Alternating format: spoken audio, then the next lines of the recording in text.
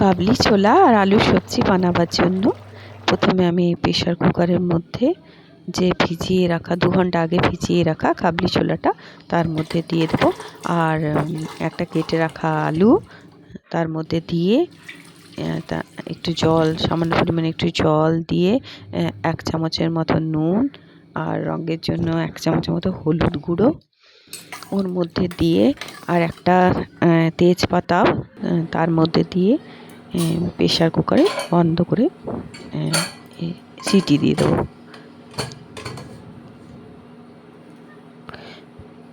2টো city দেওয়ার পরে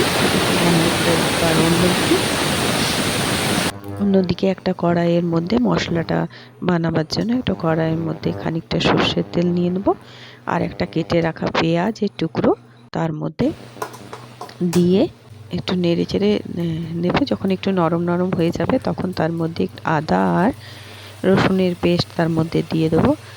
আর দেবার পরে একটু কষতে থাকবো যাতে আদা আর রসুনের গন্ধটা একটু একটু চলে যায়। যখন সেই গন্ধটা একটু চলে যাবে তখন তার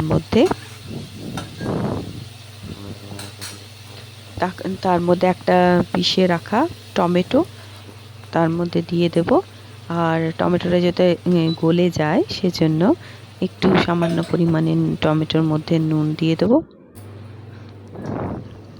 আর মশলার একটু কালারের জন্য তার মধ্যে একটু হলুদের গুঁড়ো দিয়ে দেবো।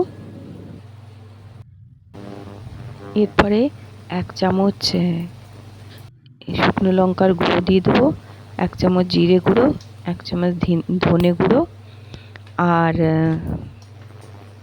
1 চামচের মতো গরম মশলা তার মধ্যে দিয়ে দেব।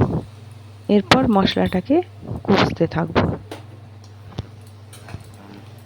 মশলাটা কষতে কষতে যতক্ষণ না ভাজা হয় ততক্ষণ কষতে থাকবো।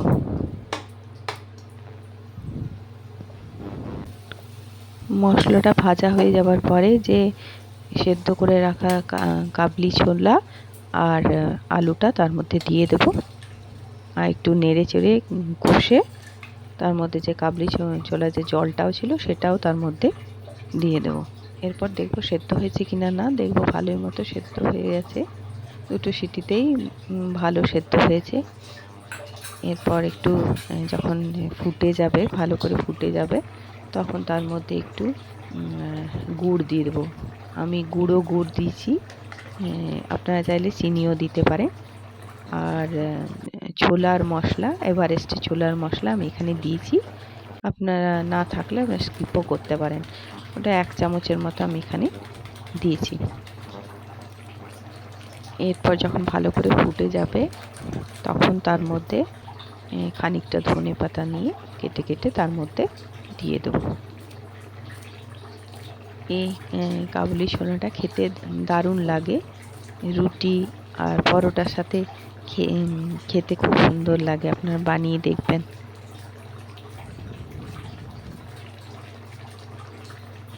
আর ভটোরার সাথেও খেতে পারেন, ছোলে ভটোরার সাথেও খেতে পারেন।